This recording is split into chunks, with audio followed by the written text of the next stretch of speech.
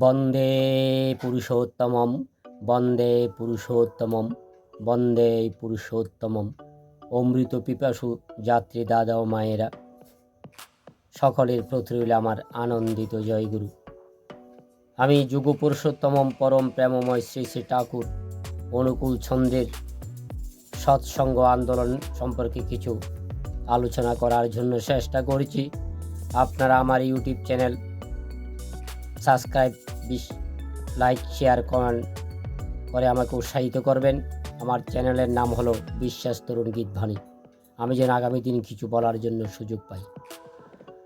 সৎসঙ্গ আন্দোলন নিঃসন্দেহে একটি ধর্মীয় আন্দোলন, কিন্তু তার ধর্মচেতনা, জীবন চেতনা, জীবন নিরপেক্ষ কোনো পারলৌকিক মুক্তিতান্ত্রিক চেতনা মাত্র নয়। যদিও ভারতের সৎসঙ্গ কথাটি নতুন নয়, পশ্চিমের আগ্রা, বিয়াস প্রভৃতি স্থানের সৎসঙ্গ প্রতিষ্ঠান বহু পুরাতন, কিন্তু বাংলা দেশের পাবনার সৎসঙ্গ কোনো মতেই সেই সব সঙ্গের পরস্পরা নয়। এই সৎসঙ্গ উদ্ভূত হয়েছে একমাত্র শ্রী শ্রী ঠাকুর অনুকূল চন্দ্র থেকে। সেই কারণে আগ্রা প্রভৃতি সৎসঙ্গে গুরু পরস্পরা ব্যবস্থা থাকলেও পাবনার সৎসঙ্গে কোনো গুরু পরস্পরা সম্ভব নয়। কেননা সাধক বা সিদ্ধ গুরুর স্থানে যোগ্য শিষ্য বা সেবক নিয়ে তার উত্তরাধিকারী মনোনীত হয়, কিন্তু গুরু পুরুষোত্তমের কোনো উত্তরাধিকার সম্ভব নয়। ব্রহ্মের কোনো উত্তরাধিকার হয় না, আর পুরুষোত্তমের এই নিরাকার ব্যক্ত ব্রহ্মেরই ব্যক্ত শাখার রূপ, তাই তারও উত্তরাধিকার সম্ভব নয়। সব পুরুষোত্তমের এই জীবনের দ্বৈত লীলা দেখা যায়, একটি তার মানসী ভাবের, অপরটি তার বুধ মহেশ্বর ভোরের। যেইখানে তিনি মানুষ সেইখানে তিনি পিতামাতার সন্তান, ভাইয়ের দাদা, স্ত্রীর স্বামী ইত্যাদি। এমনি তার সন্তান সন্ততি প্রভৃতি তাকে মানুষ, তিনি যেমন তার পিতার উত্তরাধিকার, কন্যাগণও তার তেমনি পার্থিবত্ব। কিন্তু বুধ মহেশ্বর ভাবে কারিকে নন উত্তরাধিকার। পরম দয়াল শ্রী শ্রী ঠাকুর অনুকূল চন্দ্র নিজেই এই গুরু পরস্পরা ধারণা মূল্য ছেদ করে বলেছেন, পুরুষোত্তমে ইষ্ট, পুরুষোত্তমে দেয়। তার অন্ত ধ্যানের পরও তিনি মাতৃ মানুষের ইষ্ট দেহ থাকেন। যতদিন পর্যন্ত তার পুনরাবির্ভাব না ঘটে, তার অনুগামীদের কাজ হলো তাকেই লোক সমক্ষে তুলে ধরা। মানুষের প্রাতব্য হলেন ঈশ্বর, এবং পুরুষোত্তমরে হলেন রক্ত মাংস সংকলন আমান ঈশ্বর। সেই জন্য আগ্রা সৎসঙ্গে গুরু পরস্পরা ব্যবস্থা থাকলেও শ্রী শ্রী ঠাকুর অনুকূল চন্দ্র কাউকে পরবর্তী গুরুরূপে মনোনীত করে যান নাই।